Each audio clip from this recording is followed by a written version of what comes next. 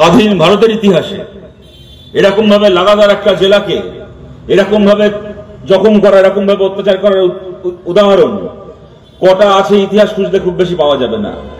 এটা যেমন সত্যি তেমন আবার এটাও সত্যি, এই বীরভূম জেলায় এত আঘাতের সামনে, এত আক্রমণের সামনে দাঁড়িয়ে আমাদের কমরেডরা মাথা উঁচু করে যেরকম ভাবে বাঘের বাচ্চার মতো লড়াই করেছে, এরকম বাঘের বাচ্চার মতো লড়াই করার উদাহরণও ভারতের রাজনীতিতে কটা আছে ইতিহাসের বই খুঁজতে খুব বেশি পাওয়া যাবে না। আমাদের কমরেডরা মার খেয়েছেন, আক্রান্ত হয়েছেন, বিনা বিচারে মাসের পর মাস, কেউ বছরের পর বছর জেল খেটেছেন, ঘর পুড়েছে, বাড়ি পুড়েছে, পরিবারের উপর হামলা হয়েছে, তারপরেও আমাদের কমরেডরা হাতের লাল পতাকা দাবিয়ে রাখতে রাজি হন। কিন্তু এইটুকু বলছি, আজকে সম্মেলনকে কেন্দ্র করে সমাবেশ, কিন্তু আমাদের কাছে একটা সম্মেলন, একটা সমাবেশ মানে তো খালি একদিনের একটা কর্মসূচি নয়। এই সমাবেশের পরেও আগামী দিনের যে লড়াই আমরা জানি, আমাদের কমরেডরা এখানে দেখিয়েছেন আমাদের মনের জোর, আমাদের কোমরের জোর। কিন্তু খালি মার খেয়ে লড়াই করা নয়, সামনের দিকে এগোনোর জন্য লড়াই করতে হবে। যা হয়ে গেছে হয়ে গেছে, যে দিন চলে গেছে চলে গেছে, কিন্তু সামনে যে দিন আসছে সেই দিনগুলো যেন সুন্দর হয়, খালি আমাদের কমরেডদের জন্য নয়, যারা লাল ঝান্ডা নিয়ে মিটিং করেন, মিছিল করেন, খালি তাদের জন্য নয়, সমস্ত মানুষের জন্য যেন সামনের দিনগুলো সুন্দর হয়, তার জন্য লড়াই করছে এখানে আমাদের কমরেডরা। সমস্ত মানুষের কাছে, যারা দূর থেকেও আমাদের কথা শুনছেন, সবার কাছে আবেদন, এই লড়াই আমাদের কমরেডদের পাশে দাঁড়ান। দেখুন, এখানে দাঁড়িয়ে তৃণমূলের চুরি নিয়ে ঘন্টার পর ঘন্টা বলে যাওয়া যায়। আমি বলার আগে আমাদের নেতা বলছিলেন, এই বীরভূম জেলা পাশের বর্ধমান জেলা, এই বীরভূম বর্ধমান জেলা তৃণমূল কংগ্রেসের জন্য যাকে বলে মৌচাক, একটা মৌমাছি যেরকম মৌচাকে মধু জমা হয়, তেমন এই বীরভূমে বর্ধমানে তৃণমূলের জন্য কত মধু জমা আছে হিসাব করলে হিসাব করে শেষ করা যাবে না। এখানে নদীর বালি থেকে শুরু করে, পাথর খাদানের পাথর থেকে শুরু করে, জঙ্গলের কাঠ থেকে শুরু করে, বর্ডার পার করে গরু পাচার করা থেকে শুরু করে হাজার হাজার কোটি কোটি টাকা এই বীরভূম জেলা থেকে ওঠে। এই টাকাগুলো দিয়ে খালি তৃণমূল নেতার ঘর বাড়ি হয় তাই নয়, এই টাকাগুলোর কোটি কোটি টাকা কালীঘাটে পৌঁছয়, ক্যামার স্ট্রিটে পৌঁছয়। এখানকার পুলিশ হাইওয়ে ধরে গ্রিন করিডোর করে স্যালুট করে করে ওই টাকা লরিতে করে অভিষেক ব্যানার্জির বাড়ি পৌঁছে দেয়, ওই টাকা মমতা ব্যানার্জির বাড়ি পৌঁছে দেয়।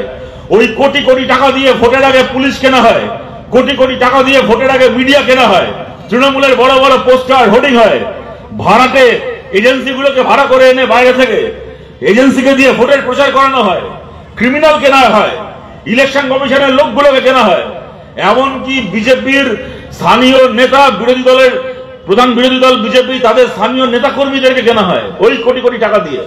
ওই কোটি কোটি টাকার উপর মমতা বন্দ্যোপাধ্যায়, অভিষেক ব্যানার্জির পাপের সাম্রাজ্য দাঁড়িয়ে আছে। তাই এটা যেমন সত্যি যে বীরভূমের মাটিকে ওরা সহজে ছাড়বে না, তেমন আবার এটাও সত্যি তৃণমূল কংগ্রেসের হাত থেকে, অভিষেক ব্যানার্জি, মমতা ব্যানার্জির চুরির হাত থেকে যদি বীরভূমের মাটিকে স্বাধীন করা যায়, যদি বীরভূমের মাটিকে মুক্ত করা যায়, তাহলে খালি বীরভূম নয়, গোটা বাংলাকে তৃণমূলের হাত থেকে মুক্ত করার জন্য কয়েক পা আমরা এগিয়ে যাব, সামনের দিকে আমরা এগিয়ে যাব। যে করে হোক এই বীরভূম থেকে তৃণমূল কংগ্রেসের মাস গেলে কোটি কোটি টাকা যে করে খাওয়ার কারবার চলছে, ওদের এই কোটি কোটি টাকার করে খাওয়ার কারবারকে এখান থেকে বন্ধ করতে হবে। তৃণমূলের নেতাগুলোকে নিয়ে গালাগাল দিয়ে দেখুন সময় নষ্ট করে কোনো মনে হয় না। ওদের যদি গালাগাল খেয়ে চুরি করার বন্ধ করার থাকতো, বহু আগে চুরি করা বন্ধ করে দিত। কিন্তু আপনারা জানেন, ছাগলেরও মান সম্মান থাকে, যদি বেশি গালাগাল দেন দেখবেন গালাগাল খেয়ে কোনদিন ছাগল ঘাস খাওয়া বন্ধ করে দেবে, কিন্তু তৃণমূল কখনো ঘুষ খাওয়া বন্ধ করবে না। একটা নেতা হয়েছে 10 বছর আগে, 12 বছর আগে, 5-6 বছর আগে, যবে থেকে বীরভূমে কারবার শুরু হয়নি তৃণমূলের, ওদের একটা নেতা ছিল, সাইকেলের চাকায় হাওয়া ভরার পয়সা থাকতো না, সাইকেলের চাকায় হাওয়া ভরতে পারতো না। এখন তার স্করপিও গাড়ি ছাড়া, ইনোভা গাড়ি ছাড়া বাবু এখন বাজার করতে যেতে পারে না, এমন মাল কামিয়েছে। আগে এই গরমকালে বিকেলবেলা চায়ের দোকানে বসে থাকতো খালি গায়ে, দূর থেকে কাঁধে গামছা থেকে চিনতে পারতেন তৃণমূলের কোন নেতা বসে আছে, কাঁধের গামছার রং থেকে চেনা যেত। এখন সেই নেতা হেঁটে আসবে 5-6 বছর 10 বছর পঞ্চায়েত চালিয়ে, এমন পয়সা কামিয়েছে, এমন পয়সা কামিয়েছে, এখন দেখবেন 5 কিলোমিটার দূর থেকে হেঁটে আসবে, এখন আর কাঁধে গামছা দেখতে পাবেন না। 5 কিলোমিটার দূর থেকে দেখতে পাবেন কাঁধে গামছার বদলে দেখবেন গলায় দেখবেন একটা কুত্তার বকলেসের মতো সোনার চেন ঝুলছে, দেখলে চিনতে পারবেন তৃণমূলের পঞ্চায়েতের মেম্বার আসছে। নয় খালি বীরভূম বলে নয়, গোটা বাংলার গ্রাম এক চেহারা। যারা দূর থেকে শুনছেন তৃণমূল কংগ্রেসকে সমর্থন করেন যে মানুষ, যদিও বীরভূমে দাঁড়িয়ে কাকে আর তৃণমূলের সমর্থক বলবো জানি না। বীরভূম এমন এক জেলা 2013-14 সাল থেকে শুরু হয়েছে, এখানে সিপিএম এর সমর্থক ছেড়ে দিন, কংগ্রেস সমর্থক ছেড়ে দিন, বিজেপি সমর্থক ছেড়ে দিন, তারা তো বুথে গিয়ে ভোট দিতে পারেন না। পঞ্চায়েতে, পুরসভায়, মিউনিসিপ্যালিটিতে এই জেলার তৃণমূলের সমর্থকরাও পঞ্চায়েতে বুথে গিয়ে তৃণমূলকে ভোট দিতে পারেন না। তাদের হয়ে তাদের ভোট তৃণমূলের দাদারা দিয়ে দেয়। তবু যে তৃণমূলের সমর্থকরা রয়েছেন, যার গত 10 বছর ধরে ঘাসফুল চিহ্নে ভোট দেওয়ার সুযোগ হয়নি, কিন্তু মনে মনে এখনো মমতা ব্যানার্জিকে ভালোবাসেন, ভরসা করেন, তাকেও বলছি, আপনাদের সঙ্গে আমাদের কোনো লড়াই নেই। আমাদের লড়াই কোনো সাধারণ তৃণমূল কর্মী, তৃণমূল সমর্থকের সঙ্গে নয়। আমাদের লড়াই তৃণমূলের কতগুলো নেতাগুলোর বিরুদ্ধে, যারা ক্ষমতা দখল করে এখন কোটি কোটি টাকা সম্পত্তি বানাচ্ছে। তারা আমাদের শত্রু। কোন সাধারণ তৃণমূলকে সমর্থন করা মানুষ আমাদের শত্রু হবেন কেন? আমাদের লড়াই বিজেপির কতগুলো নেতার বিরুদ্ধে, যারা ধর্মের নামে, জাতের নামে ভাই ভাই দাঙ্গা করে, ভাই হাতে ভাই রক্ত ঝরিয়ে যারা ক্ষমতায় টিকে আছে, বিজেপি সেই নেতাগুলোর বিরুদ্ধে আমাদের লড়াই। সাধারণ বিজেপিকে ভোট দেওয়া কোনো মানুষ, তার বিরুদ্ধে আমাদের লড়াই নয়। তাদেরকে বলছি, কেমন লাগে বলুন তো, যখন দেখেন আপনার ঘরে প্রত্যেক দিন জিনিসের দাম বাড়ছে, আপনার ছেলে মেয়ের পড়াশোনার কোনো ভবিষ্যৎ নেই, কালকে পড়াশোনা শেষ করার পরে একটা কাজ পাবে কি পাবে না তার কোনো গ্যারান্টি নেই, রেশনের চালের বস্তা আনতে যাচ্ছেন, খালি হাতে ফিরে আসতে হচ্ছে, 10 কেজির বস্তার কুপন দিচ্ছে, 8 কেজির বস্তা ধরাচ্ছে, ইলেকট্রিক্যাল বিল বাড়ছে, যাতায়াতের খরচা বাড়ছে, ওষুধের দাম বাড়ছে, আর চোখের সামনে দেখছেন কতগুলো তৃণমূলের লোক কিচ্ছু করে না, খালি বাইক নিয়ে দাদাদের পেছন ঘুরে ঘুরে এমন সম্পত্তি বানিয়েছে, আজ বাদে কাল তৃণমূল থাকবে না, কিন্তু ওরা 7 পুরুষ পায়ের উপর পা তুলে বসে খাবে। যখন দেখেন তখন কেমন লাগে বলুন তো? যখন নিজের সন্তানের চোখের দিকে তাকান, কষ্ট হয় না? যন্ত্রণা হয় না? আপনাদেরকে বলছি, এই জিনিস দিনের পর দিন চলবে। এই জিনিস আমরা দিনের পর দিন চলতে দিতে পারি? এই জিনিসকে পাল্টাতে হবে, এই অবস্থাকে বাংলার পাল্টাতে হবে। দেখুন, আমরা বামপন্থীরা অত্যন্ত কঠিন সময়ের মধ্যে দিয়ে গেছি। গত 8 বছরে, 10 বছরে, 12 বছরে আপনারা সবাই জানেন। কিন্তু তার পাশাপাশি এটাও ঘটনা, এত আঘাতের পরেও, এত আক্রমণের পরেও আমরা লড়াই ছেড়ে দিইনি, আমরা লড়াই থামিয়ে দিইনি। ওরা আমাদেরকে ভোটে হারিয়েছিল, ভেবেছিল পায়ের ওপর পা তুলে এখন করে কমবে খাবে। আমরা ভোটে হেরেছি, তারপর রাস্তায় লড়াই করে, আদালতে লড়াই করে ওদের একটার পর একটা নেতাকে, ওদের ক্যাবিনেটের বড় বড় মন্ত্রীকে, অনুব্রত মণ্ডলের মতো ক্রিমিনালকে কলার ধরে টানতে টানতে আমরা জেলের ভাত খাইয়েছি। আমরা করেছি এই কাজ।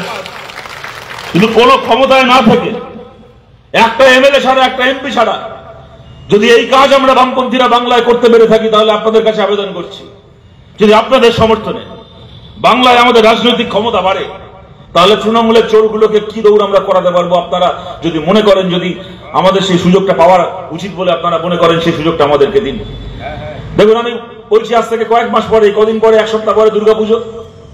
পুজো শেষ হতে হতে মোটামুটি ভোটের দামও বেজে যাবে। কয়েক মাস পরে বিধানসভার ভোট হবে আমাদের যাচ্ছে।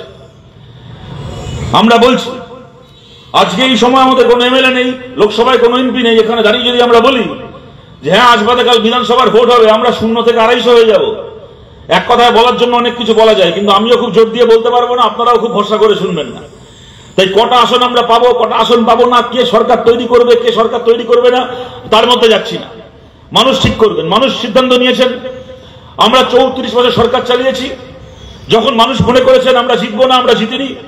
যদি কালকে মানুষ আবার মনে করেছেন, আমাদেরকে দায়িত্ব দিয়েছেন, মাথা নিচু করে সেই দায়িত্ব আমরা নেব, মাথা উঁচু করে সেই দায়িত্ব আমরা পালন করব। কিন্তু আপনাদেরকে বলছি, আমাদের বামপন্থীদের কণ্ঠস্বর যদি বিধানসভায় পৌঁছয়, কতগুলো কাজ আমরা বাংলায় করতে চাই, কতগুলো কথা আমরা আমাদের দেশের রাজনীতিতে উঠে দাঁড়িয়ে বলতে চাই। আমাদের প্রথম কথা, দেখুন, আপনারা জানেন আমাদের দেশের সুপ্রিম কোর্ট 2019 সালে রায় দিয়েছিল অযোধ্যায় মন্দির তৈরি করতে হবে। যার সেই রায় পছন্দ হয়েছিল সেও মেনে নিয়েছিলেন, যার সেই রায় পছন্দ হয়নি তিনিও মেনে নিয়েছিলেন। তারপরে আমরা কি দেখলাম, করোনার প্রথম লকডাউন চলছে, তার মধ্যে মন্দির তৈরির কাজ শুরু হয়ে গেল। তখন থেকে একেবারে ক্যালেন্ডার ধরে হিসাব করা মোদির, আজকে থেকে মন্দির তৈরি শুরু করব, 4 বছর পরে ঠিক লোকসভা ভোটের আগে মন্দির উদ্বোধন করব, তারপরে মন্দির দেখিয়ে লোকসভায় লোকের ভোট চাইব। একেবারে ক্যালেন্ডার মেনে হিসেব করে মন্দির শেষ হলো না, তার আগে লোকসভার আগে মন্দির উদ্বোধন করা হলো। আর দেশ জুড়ে প্রচার আপনারা দেখেছেন কি, না 500 বছর পরে প্রভু রামচন্দ্র আমাদের মোদিজির হাত ধরে আবার অযোধ্যায় ফিরে এলেন। সে দেখি ছবি বানিয়েছে, রাস্তায় হোর্ডিং করেছে, ফেসবুকে হোয়াটসঅ্যাপে ছবি, সে ছবির বন্যা বয়ে যাচ্ছে। কি সামনে একটা রাম মন্দির, আর সেখানে এত বড় মোদি ঢুকছে, আর মোদির পাশে এই ঢুকে রামচন্দ্র। বাবা যেরকম ভাবে ছেলেকে হাত ধরে স্কুলে ছাড়তে যায়, মোদি সেরকম ভাবে রামকে মন্দিরে নিয়ে যাচ্ছে, যে চলো বাবা তোমার মন্দিরে রেখে আসি। আর বড় বড় করে প্রচার। 500 বছর পরে ভগবান রামচন্দ্র আমাদের মোদিজির হাত ধরে আবার অযোধ্যায় ফিরে এলেন। আর ভগবান রামচন্দ্র হয়েছেন মোদির ওপর আরেক কাটি। 500 বছর পরে অযোধ্যায় ফিরে প্রথম কোন কাজটা করলেন? সামনের লোকসভা ভোটে মোদিকেই লাথি মেরে অযোধ্যা থেকে বার করে দিলেন। যাই হোক, আমি কথাটা যে কারণে বললাম, আমাদের দেশের যে সুপ্রিম কোর্ট 2019 সালে রায় দিয়েছিল অযোধ্যায় মন্দির তৈরি করতে হবে, আমাদের দেশের সেই সুপ্রিম কোর্ট তার 3 বছর আগে 2016 সালে রায় দিয়েছে আমাদের দেশে সম কাজে সম বেতনের আইন করতে হবে।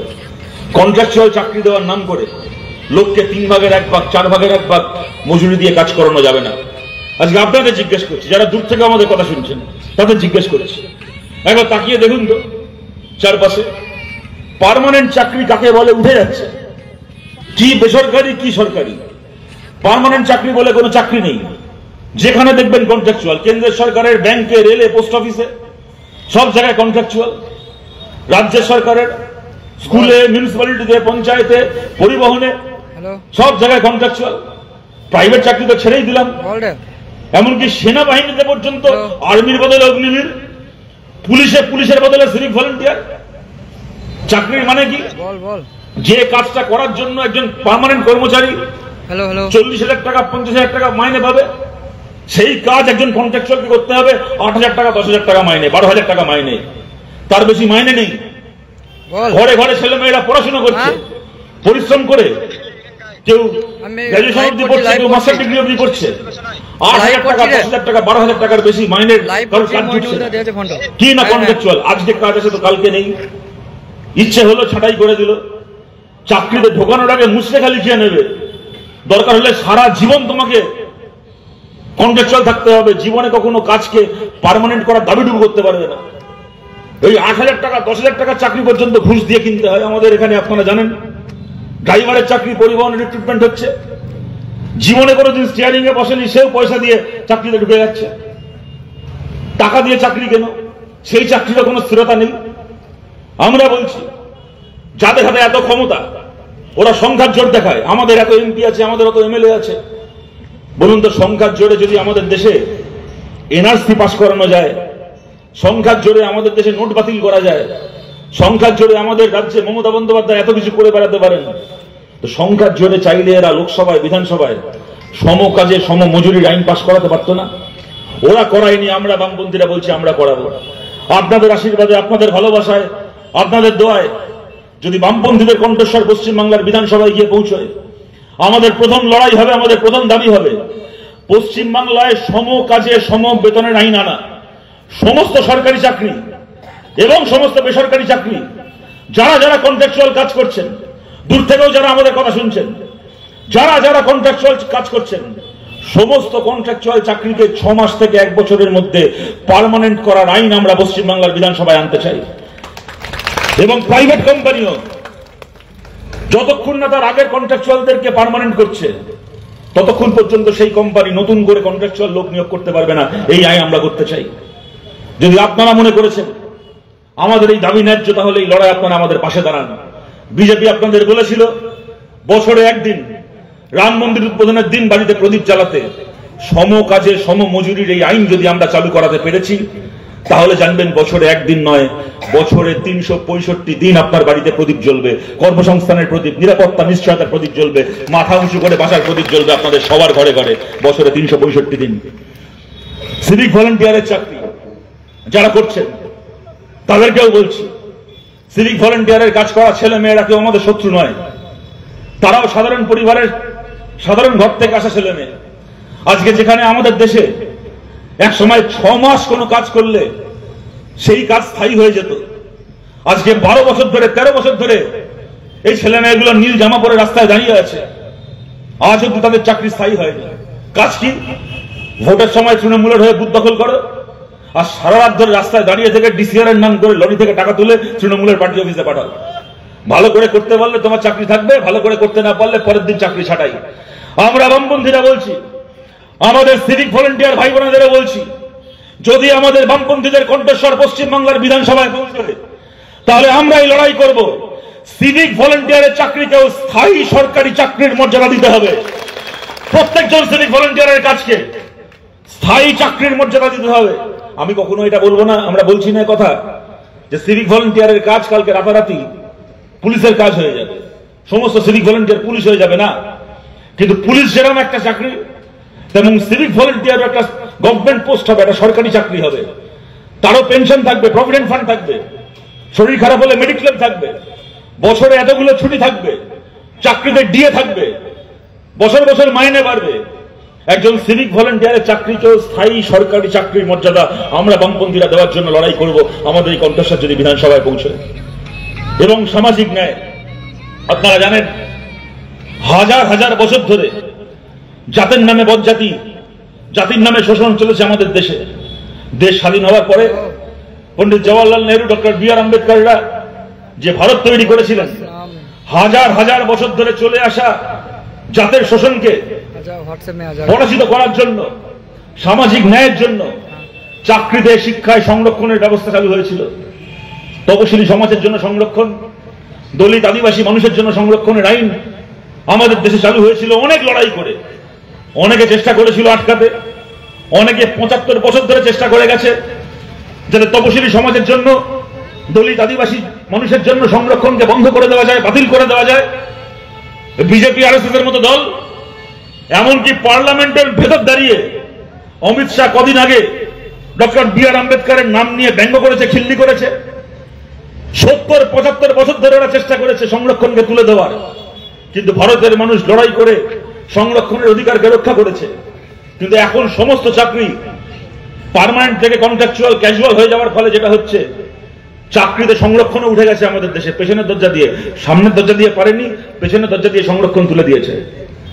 এসসি রিজার্ভেশন, এসটি রিজার্ভেশন সহ যত সংরক্ষণ রয়েছে তা আপনারা জানেন খালি পার্মানেন্ট চাকরির ক্ষেত্রে লাগু হয়, টেম্পোরারি কন্ট্রাকচুয়াল চাকরিতে সংরক্ষণ লাগু হয় না। সমস্ত সরকারি চাকরিকে কন্ট্রাকচুয়াল করে দিয়ে বিজেপি আরএসএস যেটা করছে দিনকে দিন, তা হচ্ছে তপশিলি সমাজের মানুষের জন্য, আদিবাসী মানুষের জন্য, দলিত মানুষের জন্য এই সংরক্ষণকে আমাদের দেশ থেকে তুলে দিচ্ছে। চাকরিকে আবার পার্মানেন্ট করার মানে হচ্ছে শুধুমাত্র এটা অর্থনৈতিক নয়, ওই সামাজিক ন্যায়কে আবার ফিরিয়ে আনা, যাতে তপশিলি সমাজের মানুষ সেই সংরক্ষণের অধিকার আবার আগের মতো ফেরত পান।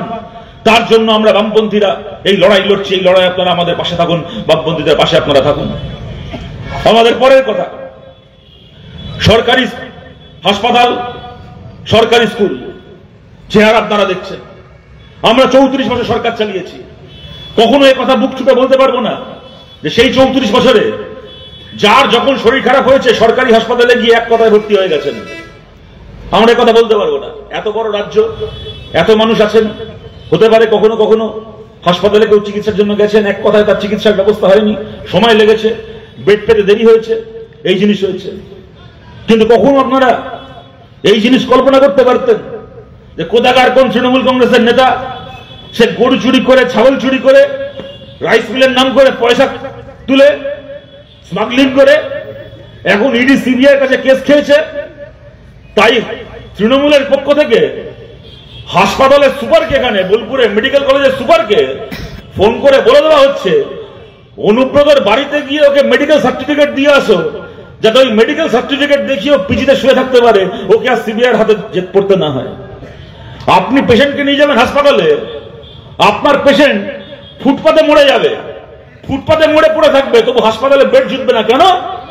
এই অনুব্রত আর কাজল শেখদের মতো চোর ছেচরগুলো হাসপাতালের বেডে শুয়ে আছে সিবিআইয়ের হাত থেকে বাঁচবে বলে, তার জন্য আপনার পেশেন্ট ফুটপাতে পড়ে মরবে। কল্পনা করতে পারতেন যে ওই জিনিস? সরকারি স্কুল, আমরা পশ্চিমবাংলায় বামপন্থীরা এসএসসি চালু করেছিলাম। খালি বামপন্থী পরিবার বলে নয়, তৃণমূল পরিবার, কংগ্রেস পরিবার, বিজেপি পরিবারের ছেলে মেয়েরা প্রত্যেক বছর চাকরির পরীক্ষায় বসেছে, চাকরির পরীক্ষা দিয়েছে, নিজের যোগ্যতায় কাজ পেয়েছে। আজকে এসএসসির পরীক্ষা, টেট পরীক্ষার চেহারা কি হয়েছে আপনারা জানেন। আমি তার বর্ণনায় যাচ্ছি না, আপনারা সবাই জানেন চুরির চাকরির অবস্থা কি হয়েছে। এমন পরিবর্তন এনেছে পশ্চিমবাংলায়। আগে স্কুল সার্ভিস কমিশন লিস্ট বার করতো কারা কারা চাকরি পেল, এখন স্কুল সার্ভিস কমিশন আদালতের গুতো খেয়ে লিস্ট বার করছে কার কার চাকরি চলে গেল। তারপরে আদালত আবার বলছে টেন্টের তালিকা, দাগিদের তালিকা বার করতে হবে। মুসলেখা দিয়ে এসছে স্কুল সার্ভিস কমিশন, 6200 চাকরি চিহ্নিত দাগি, যারা পয়সা দিয়ে বেআইনি পথে চাকরি কিনেছে। 6200টা চাকরি চিহ্নিত হয়েছে বেআইনি চাকরি হিসেবে। এত হুড়কো আদালতের কাছে খাওয়ার পরে 1800টা নাম বার করেছে, বাকি নামগুলো এখনো বার করেনি। বাকি নাম কেন বার করেনি জানেন? এখনো প্রায় 4500 নাম কেন বার করেনি, প্রকাশ করতে পারেনি জানেন? একটা নামের জন্য আটকে আছে। 9-10 নামগুলো বার করেছে, গ্রুপ সি গ্রুপ ডির 4300টা নাম এখনো পর্যন্ত বার করতে পারেনি। একটা নামের জন্য আটকে আছে। কি নাম জানেন? এই বীরভূমের আমাদের গর্ব মমতা ব্যানার্জির ভাইয়ের মেয়ে বৃষ্টি মুখার্জি 2 নম্বরের চুরির চাকরি। মমতা ব্যানার্জি নিজের ভাইজিকে 2 নম্বর চুরির চাকরি দিয়ে স্কুলে ঢুকিয়েছিল এই মমতার ভাইজিদের মতো, এই বৃষ্টি মুখার্জিদের মতো চোর ছাজারদের জন্য। কোন অপরাধ না করা কতগুলো ছেলে মেয়ের চাকরি চলে গেছে, তারপরে এদেরকে এখন আড়াল করছে। আমরা বলছি যত ছলাকলা পারেন করে নিন, মমতা ব্যানার্জি আর ব্রাত্য বসু যত ছলচাতুরি পারেন করে নিন। ওই বৃষ্টি মুখার্জির নাম, দাগি বৃষ্টি মুখার্জির নাম, আপনার মমতা ব্যানার্জির ভাইজি বৃষ্টি মুখার্জির নাম ওই চোরেদের তালিকায় বার আমরা করিয়ে ল্যাম্পপোস্টে টাঙা হই। আপনার কোন ছলচাতুরিতে চাকরি বাঁচাতে পারেননি, এই চোরেদের সম্মানও বাঁচাতে পারবেন না। কিন্তু আমরা বলছি এই বৃষ্টি মুখার্জিদের মতো আর এই মমতা ব্যানার্জির দলের লোকেদের কাছ থেকে চাকরি কেনাদের তালিকা, সেটা দাগির তালিকা তো বটেই, কিন্তু ওই তালিকা আসল তালিকা নয়। ওর বাইরেও আর একটা দাগি তালিকা আছে। যারা টাকা দিয়ে চাকরি কিনেছে তারা দাগি তো বটেই, কিন্তু আসল দাগি তারা তৃণমূলের সেই সব নেতারা যারা টাকা দিয়ে চাকরি বিক্রি করেছে। সত্যিকারের দাগির তালিকা সেই তালিকা যেখানে টাকা দিয়ে চাকরি বিক্রি করা তৃণমূল নেতাদের নাম থাকবে। সিবিআই এর কাজ ছিল ওই তালিকা প্রকাশ করার, সিবিআই সেই কাজ করেনি। আজকে যারা চাকরি কিনলো তাদের চাকরি চলে গেল, যারা নিজের যোগ্যতায় চাকরি পেল তাদেরও চাকরি চলে গেল। খালি চাকরিগুলো যারা বিক্রি করলো তারা চুরির টাকা নিয়ে বুক ফুলিয়ে ঘুরে বেড়াচ্ছে। আমরা বলছি বিজেপিকে আপনারা 10টা বছর দিয়েছেন, আমাদেরকে আপনারা 5টা বছর দিন। ওই দাগির তালিকা, তৃণমূলের পয়সা খেয়ে চাকরি বিক্রি করার নামগুলোর তালিকা আমরা বার করব। এবং খালি তালিকা বার করব না, ওদের গলার ভেতর হাত ঢুকিয়ে পেটের ভেতর থেকে চাকরি চুরির টাকা আমরা বার করব। বিজেপি অনেক সুযোগ পেয়েছে, একটা বারের জন্য এই সুযোগ আমাদেরকে আপনারা দিন। এবং পশ্চিমবাংলার স্কুলগুলোতে দেখুন জাল শিক্ষক নিয়োগ হয়েছে, মানে শুধুমাত্র কিছু মানুষের চাকরি পাওয়া না পাওয়ার প্রশ্নটা নয়। আপনাদের বলছি, আপনারা টিভিতে দেখেছেন এই সমস্ত শিক্ষকদের চেহারা। একজন সাংবাদিক একজন শিক্ষককে গিয়ে প্রশ্ন করছে, সে ক্লাস 9-10 অঙ্ক পড়ায় মুর্শিদাবাদ জেলায়, পাশের জেলা মুর্শিদাবাদ। একজন শিক্ষককে প্রশ্ন করছে, সে 2013 সাল থেকে 10-11 বছর ধরে স্কুলে ক্লাস 9-10 অঙ্ক পড়িয়েছে।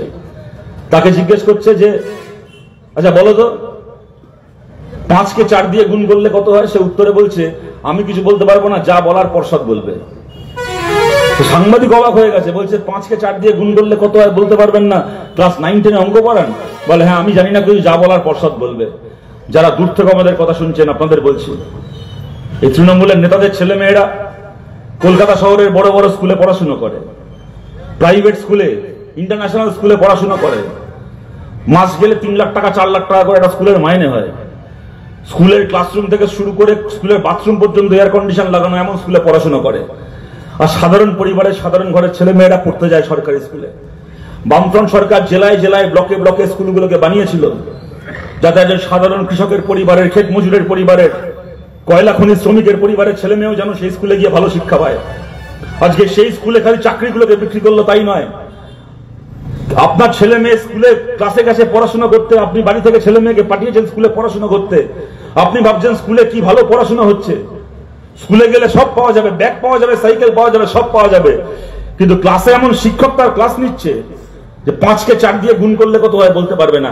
আপনার ছেলে মেয়ে ব্যাগ নিয়ে বাড়ি ফিরছে, সাইকেল নিয়ে বাড়ি ফিরছে, যেটা নিয়ে বাড়ি ফেরার কথা ছিল শিক্ষা, যে শিক্ষাটাকে নিয়ে তার বাকি জীবনটা সুন্দর হওয়ার কথা ছিল। বলুন কোন শিক্ষা নিয়ে আপনার ঘরের ছেলে মেয়ে আজকে বাড়ি ফিরছে? কতদিন এদের হাতে, কতদিন এদের হাতে বাংলার ভবিষ্যৎ, বাংলার সন্তানের ভবিষ্যৎ দেওয়া যাবে? মিড ডে মিলের টাকা আজকে পান থেকে চুন খসখস, পুজোয় 1 মাস স্কুল ছুটি, গরমে 1.5 মাস স্কুল ছুটি, ঠান্ডা পড়লো স্কুল ছুটি, তার বৃষ্টি পড়লো স্কুল ছুটি। বিহারে পর্যন্ত ছট পুজোয় 2 দিন ছুটি হয়, পশ্চিমবাংলায় 3 দিন ছুটি। যে কোনো অশিলায় স্কুল বন্ধ করে দিতে হবে কেন? যাতে মিড ডে মিলটা বন্ধ করে দেওয়া যায়। মিড ডে মিল একটা স্কুলের বাইরে গিয়ে দেখুন তালিকা ঝুলছে, সপ্তাহে 1 দিন মাছ করতে হবে, 1 দিন ডিম করতে হবে, দুধ দিতে হবে, সয়াবিন দিতে হবে। একটার পর একটা মিড ডে মিল সেন্টারে গিয়ে দেখুন রান্না হচ্ছে, আলু জলে ফুটিয়ে ওই আলুর ঝোল নুন হলুদ দিয়ে তার সঙ্গে ভাত, মোটা চালের ভাত। আলুর ঝোল আর ভাত ছাড়া স্কুলে কোনো মিড ডে মিল নেই। কেন? মিড ডে মিলের টাকাগুলো চুরি করে খেয়ে নিয়েছে। এখানে বকটুয়ে তৃণমূলকে পুড়িয়ে মারলো, তৃণমূলকে পুড়িয়ে মারলো বকটুয়ে, আর তার ক্ষতিপূরণ গেল কোত্থেকে? না বাচ্চাদের মিড ডে মিলের টাকা থেকে বকটুয়ের পরিবারকে ক্ষতিপূরণ দেওয়া হলো। আপনাদেরকে বলছি, যা হয়ে গেছে হয়ে গেছে, যে সময় চলে গেছে চলে গেছে। যদি আপনারা মনে করেন যেগুলো হচ্ছে ঠিক হচ্ছে না আপনাদের জন্য, আপনাদের সন্তানের জন্য, পরের ভবিষ্যতের জন্য, তাহলে তৃণমূলের হাত থেকে আবার বাংলাকে মুক্ত করতে হবে। আরজি করে আন্দোলন আপনারা দেখেছেন, গোটা বাংলা জেগে উঠেছিল।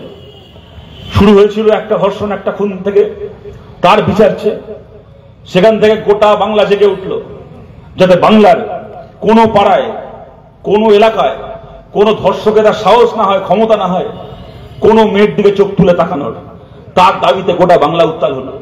রাতের পর রাত মানুষ রাস্তায় থাকলেন, রাত জাগলেন। যিনি জীবনে কোনোদিন মিটিংয়ে যাননি, মিছিলে যাননি, তিনি রাস্তায় দাঁড়িয়ে স্লোগান দিলেন রাতের পর রাত। কি হলো? বিজেপির সঙ্গে সেটিং করে গোটা আন্দোলনটাকে মিথ্যে করে দিয়ে একজনকে বাদ দিয়ে বাকি সমস্ত অপরাধীকে বাঁচিয়ে নিল তৃণমূল। তার পরিণতি কি হলো? কখনো কসবায়, কখনো জয়নগরে, তো কদিন আগে রামপুরহাটে। যে ধর্ষণের সংস্কৃতির বিরুদ্ধে, মেয়েদের উপর যে অপরাধের সংস্কৃতির বিরুদ্ধে গোটা বাংলা গর্জে উঠেছিল, গোটা পৃথিবীর মানুষ অবাক হয়ে দেখছিল। বাংলা তার মেয়েদেরকে রক্ষা করার জন্য কিরকম ভাবে রাস্তায় নেমেছে, সেই বাংলা আজকে প্রত্যেক দিন নতুন করে এরকম ঘটনা দেখতে হচ্ছে। এখানে কথা হচ্ছিল, আমি বলার আগে আমার আগের বক্তা বলছিলেন যে শিক্ষক, এদেরকে শিক্ষক বললে শিক্ষক সমাজকে অপমান করা হয়।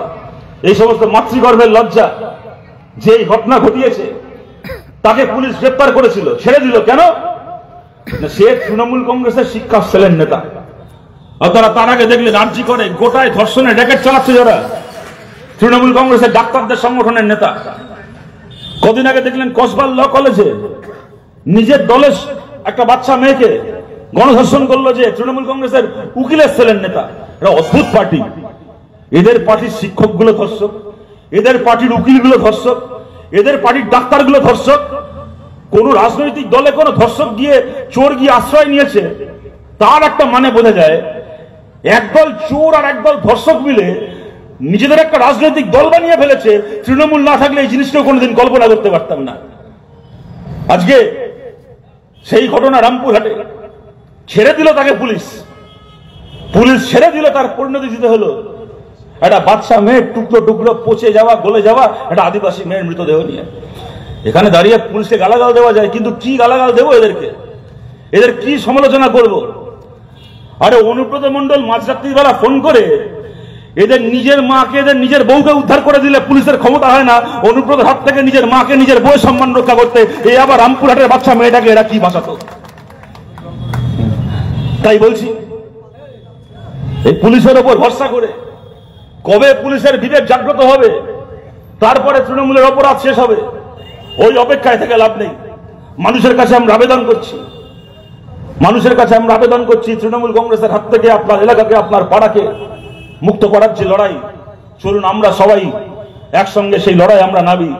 আর মানুষ যদি নেমেছে, যদি আমরা একসঙ্গে নামতে পেরেছি, তাহলে জানবেন কোন পুলিশের ভরসায়, এই যে শুনতাম নাকি এখানে নাকি এই অনুব্রত বিরাট নেতা, সে বিরাট ক্ষমতাধর, তার নাকি বিরাট জনপ্রিয়তা।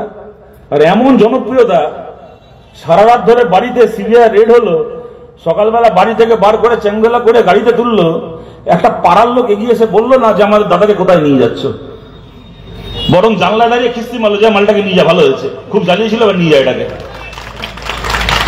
তাই আপনাদেরকে বলছি, তৃণমূলের ক্ষমতা, ওই পুলিশের কাঁধে চড়ে উড়ে বেড়ানোর ক্ষমতা আমাদের দেখা হয়ে গেছে। আপনাদের একটা উদাহরণ দিচ্ছি। আপনারা জানেন এই পশ্চিমবাংলায় 2 বছর আগে 4 বছর আগে একসাথে অনেকগুলো মিউনিসিপ্যালিটির ভোট হলো। 108টা মিউনিসিপ্যালিটির একসঙ্গে ভোট হলো। তার মধ্যে একটা মিউনিসিপ্যালিটিতে তৃণমূল হারলো, নদিয়ার তাহিরপুরের মিউনিসিপ্যালিটি। আমরা বামপন্থীরা জিতলাম। কি হলো জেতার পরে? দুপুরবেলা মিউনিসিপ্যালিটির ভোট আমরা জিতলাম, তৃণমূল জিততে পারলো না। দুপুর 1টার সময় ভোটের রেজাল্ট বেরোলো, গণনা শেষ হলো, ঘোষণা হলো বামফ্রন্ট জিতেছে। বিকেল 4:30টার সময় তৃণমূলের কোনো ব্লকের নেতার চেয়ার গেল না, তার পোস্ট গেল না। তৃণমূলের কোনো যুব নেতা, কোনো অন্য কোনো সাংগঠনিক নেতা কিছু কারুর রদবদল হলো না, কিচ্ছু হলো না। কি হলো? দুপুর 1টার সময় ভোটের ফলাফল বেরোলো, বিকেল 4:30টার সময় তাহিরপুর থানার আইসির বদলি হয়ে গেল। কেন? তাহিরপুরে সত্যি, তা বীরভূমও সত্যি, তা গোটা বাংলায় সত্যি। এলাকা এলাকায় তৃণমূলের যে পার্টি অফিসগুলো দেখেন, ওগুলো হচ্ছে ওদের ব্রাঞ্চ অফিস, আর এলাকার থানাগুলো হচ্ছে তৃণমূল কংগ্রেসের হেড অফিস। ওইখান থেকে তৃণমূল কংগ্রেস চলে। থানা বন্ধ তো তৃণমূলের পার্টি অফিসে তুলসী তলায় বাতি দেওয়ার লোক পাওয়া যাবে না। আপনাদেরকে বলছি, এই সমস্ত পুলিশের অকাত আমাদের দেখা হয়ে গেছে। নিজের মা বোনের নামে খিস্তি খেয়ে পাশ ফিরে ঘুমিয়ে পড়ে। নিজের মাকে, নিজের বউকে তার হয়ে লড়াই করার এদের ক্ষমতা নেই। এরা বাংলার মানুষের জন্য কি লড়াই করবে? এক হাতে তৃণমূলের কাছে পয়সা খেয়েছে, আর এক হাতে গালাগাল খেয়েছে। খেয়ে খেয়ে এদের কান, এদের জিভ আর এদের চামড়া তিনটেই মোটা হয়ে গেছে। তাই মানুষের কাছে আমরা আবেদন করছি, সাধারণ মানুষকে আমরা বলছি, তৃণমূলের বিরুদ্ধে, তৃণমূলের হাত থেকে বাংলাকে রক্ষা করার লড়াই ঐক্যবদ্ধভাবে আমাদেরকে লড়তে হবে। কোন ধর্মের নামে ভাগাভাগি নয়, জাতের নামে ভাগাভাগি নয়। মমতা বন্দ্যোপাধ্যায় জেনে গেছেন, বুঝে গেছেন, কিছু হোক কি না হোক, সারা বছর ধরে অত্যাচার করবো, চুরি করবো, ডাকাতি করবো, সব করব। ঠিক যখন ভোটটা আসবে, একটু ধর্মের নামে উস্কে দেবো, করে বলে দেবো যে ভাই আমি চুরি করি, ডাকাতি করি, যাই করি না কেন, আমি হারলে কিন্তু বাংলায় বিজেপি চলে আসবে, তাই যে করে হোক আমাকে ভোট দাও। এই দেখবেন আগের বার হয়েছিল এনআরসি, এবার বিধানসভা ভোটের আগে একটা হয়েছে এসআইআর। এসআইআর কি জিনিস? এ নাকি 2-3 দিনের মধ্যে নাকি শুরু হবে বাংলায়, সামনের মাস থেকে। এসআইআর মানে কি? একটা গণতন্ত্র বলতে আমরা বুঝি ভোটাররা ঠিক করবে দেশের সরকারকে। আর মোদি এমন উল্টো দেশ বানিয়েছে, এখানে ভোটার ঠিক করবে না সরকারকে, এখানে সরকার ঠিক করবে দেশের ভোটারকে। সরকার ঠিক করে দেবে তুমি ভোটার, তো তুমি ভোটার নয়, তো তুমি ভোটার নও। কিন্তু এখানে দুটো কথা বলার। এখানে এক, বিহারে যা করতে পেরেছে ইলেকশন কমিশন, বিহারে যে ভোট চোর মোদি যে ভোট চুরি করতে পেরেছে, পশ্চিমবাংলায় তা করতে পারার কথা নয়। তার কারণ আপনারা জানেন, ইলেকশন কমিশন থাক আর যেই থাক না কেন, কাজটা হাতে কলমে করে রাজ্যের সরকারের অফিসাররা। তাই মমতা ব্যানার্জি সরকার যদি না চেয়েছে, মমতা ব্যানার্জি সরকারের অফিসাররা যদি না চেয়েছে, তাহলে বাংলায় এসআইআর এর নামে ভোটার লিস্ট থেকে একটা ন্যায্য নাম কাটা যাওয়ার কথা নয়। একটা নাম যে মৃত, তার নাম কাটা যাবে, তার জন্য এসআইআর লাগে না, এমনি তার নাম কাটা যায়। যিনি অন্য জায়গায় চলে গেছেন, অন্য জায়গায় তার নাম উঠে গেছে, তার নাম আগের জায়গা থেকে কাটতে হবে, এমনি কাটা যায়, তার জন্য এসআইআর লাগে না, এমনি বছরের পর বছর হয়। কিন্তু এসআইআর এর নাম করে একজন সত্যিকারের ভোটার, তার কাছে আজগুবি কাগজ চাওয়া, তোমার 2002 সালের আগে তোমার বাবা ভোট দিয়েছিল কিনা তার কাগজ চাওয়া। 2014 সাল থেকে মোদী আমাদেরকে বলে গেল, মোদীর সরকার বলে গেল যে তোমার আধার কার্ড, তোমার আর কিছু থাক কি না থাক, আধার কার্ড লাগবে। ব্যাংকে খাতা খুলতে গেলে আধার কার্ড, টাকা ফেলতে গেলে আধার কার্ড, টাকা তুলতে গেলে আধার কার্ড, মোবাইলের সঙ্গে আধার কার্ড, রান্নার গ্যাসের সঙ্গে আধার কার্ড, এমনকি হাসপাতালে, সরকারি হাসপাতালে ভর্তি হতে গেলে আধার কার্ড, সবেতে আধার কার্ড লাগবে। এখন 11 বছর পরে এসে বলছে যে না, তোমার সব ডকুমেন্ট ঠিক আছে, কিন্তু আধার কার্ড কোনো কিছু প্রমাণ করে না, আধার কার্ড থাকলে তোমার নাম ভোটার লিস্টে উঠবে না। তার বদলে কিসে উঠবে? তালিকা দিয়েছে, বলছে কোনো ধর্মীয় সংগঠন, সেখান থেকে যদি তোমার সার্টিফিকেট লিখে দেওয়া হয়, তাহলে সেই সার্টিফিকেট দেখিয়ে তোমার নাম এসআইআর এ উঠে যাবে।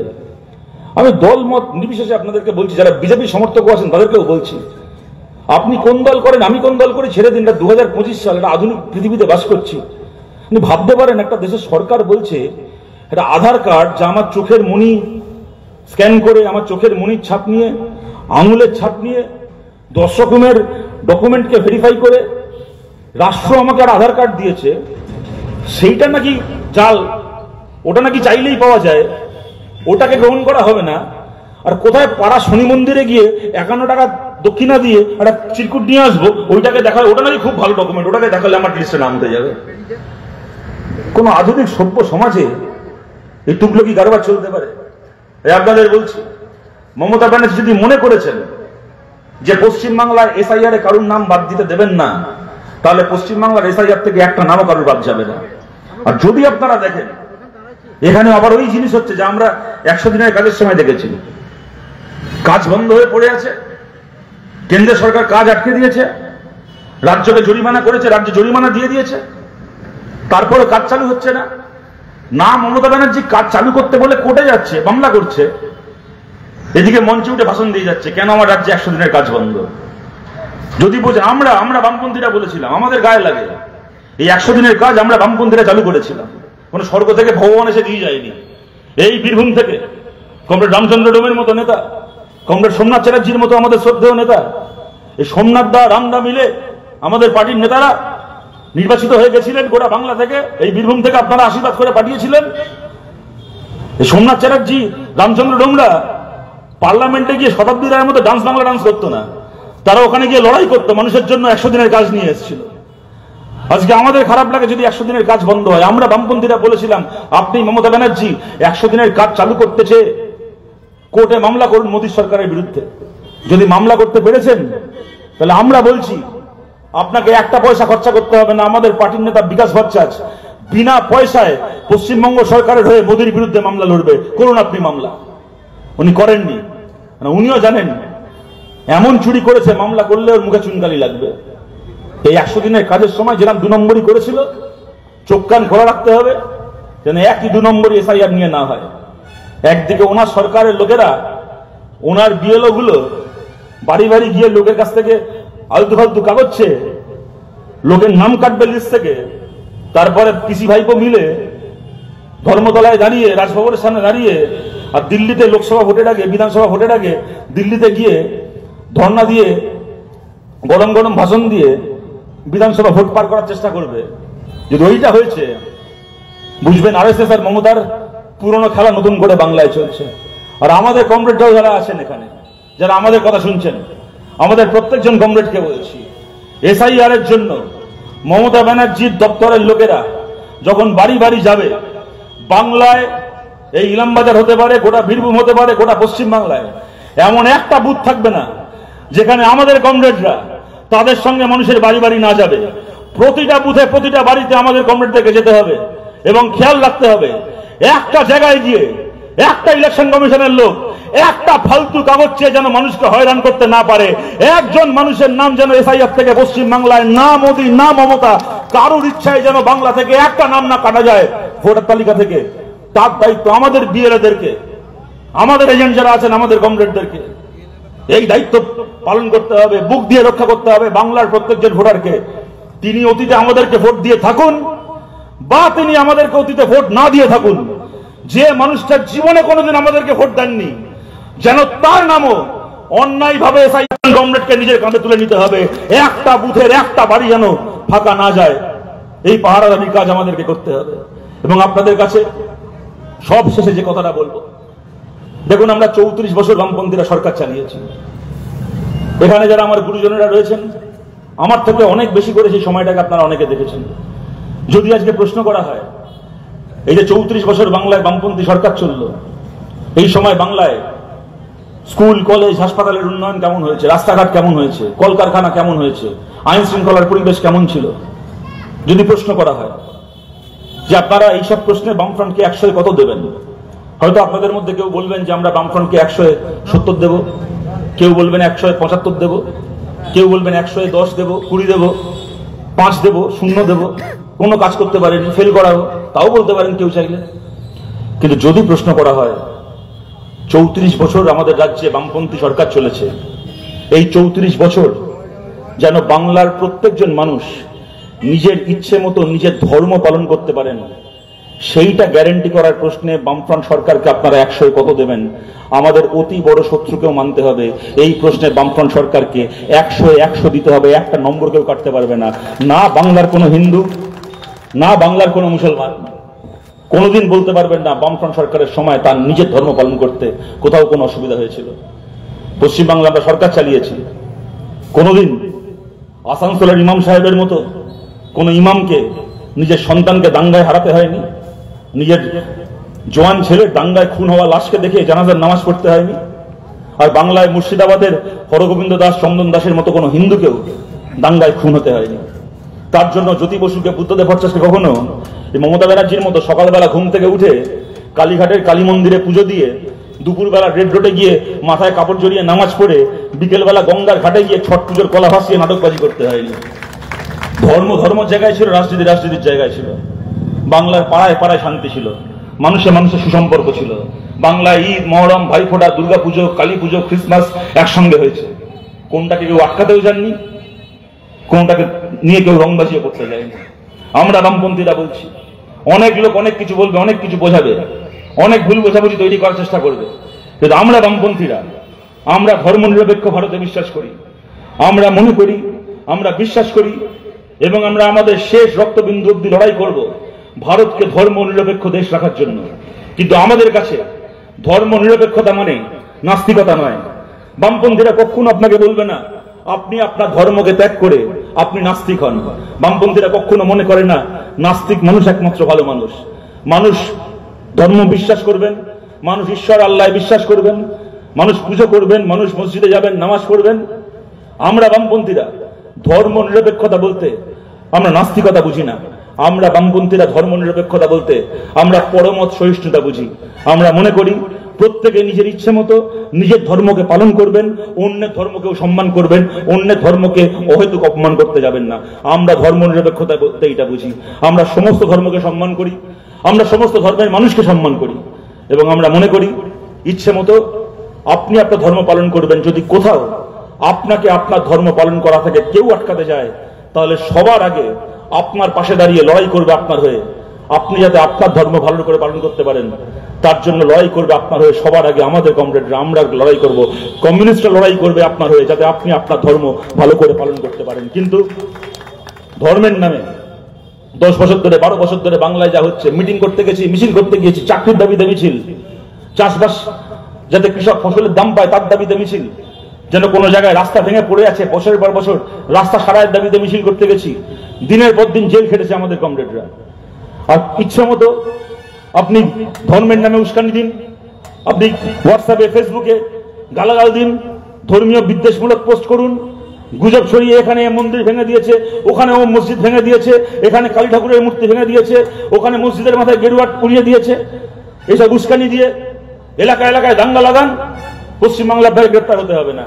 পশ্চিমবাংলায় মাথার উপর মাথা উঁচু করে পায়ের উপর পা তুলে আপনি উস্কানি দিয়ে যাবেন, ধর্মে ধর্মে দাঙ্গা লাগিয়ে যাবেন, কেউ আপনার কিছু বলতে আসবে না। আমরা এই বাংলাকে পাল্টাতে চাই। আমরা চাই এমন বাংলা যেখানে আপনি যদি আমাদের বিরোধীও হন, আপনি রাস্তার দাবিতে মিছিল করবেন, আপনি স্কুল কলেজ হাসপাতালের দাবিতে মিছিল করবেন, আপনি কৃষক ফসলের দাম চেয়ে মিছিল করবেন, আপনি আপনার কাজের মজুরির জন্য মিছিল করবেন। সেই মিছিলের পুলিশ সামনে থেকে সরে সেই মিছিলকে রাস্তা করে দেবে। কিন্তু আপনি হিন্দু হন, আপনি মুসলমান হন, কেউ যদি ধর্মের নামে উস্কানি দিতে আসে, তাহলে সে হিন্দু হোক কি মুসলমান হোক, তাকে একসঙ্গে এক থালায় জেলের ভাত খাওয়াবে পশ্চিমবঙ্গ পুলিশ। সেই পশ্চিমবাংলা আমরা তৈরি করতে চাই। যদি আপনারা মনে করেন আমাদের এই লড়াই ন্যায্য, এই লড়াই আমাদের জেতা উচিত, তাহলে এই লড়াই আপনারা আমাদের পাশে থাকুন। আপনাদের সবার কাছে আবেদন করছি, যারা এই অতীতে যে কোনো ভুল বোঝাবুঝির জন্য হোক, আমাদের কথা আমরা নিয়ে পৌঁছতে পারিনি বলেই হোক, যাদের সাথে এখনো পর্যন্ত আমাদের সেই সম্পর্ক তৈরি হয়নি, তাদের কাছেও আমরা আবেদন করছি। আমরা আপনাকে আমাদের শত্রু মনে করি না, আপনাকে সঙ্গে নিয়েই সুদিনের জন্য আমরা লড়াই করছি। এই লড়াই আপনাদের সবাইকে পাশে চাই। এই কথা বলে আপনাদের সবাইকে ধন্যবাদ জানিয়ে আমার কথা শেষ করছি। ভালো থাকবেন সবাই, নমস্কার।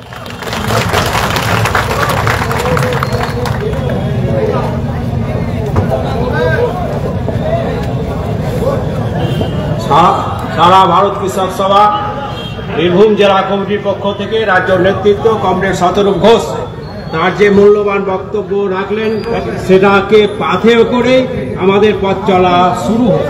সঙ্গে সঙ্গে আমাদের সম্মেলন এবং জনসভাকে সফল করার জন্য ইলামবাজারের সমস্ত জনগণকে হাজারো হাজারো নমস্কার এই জানিয়ে আজকের এই সভা শেষ করছি। আজকে সবাই এখানে শেষ। ইনকিলাব জিন্দাবাদ, ইনকিলাব জিন্দাবাদ। কৃষকের ফসলের ন্যায্য মূল্য দাম দিতে হবে, কৃষকের ফসলের লাভজনক দাম দিতে হবে। ইনকিলাব জিন্দাবাদ। এনকেলাব জিন্দাবাদ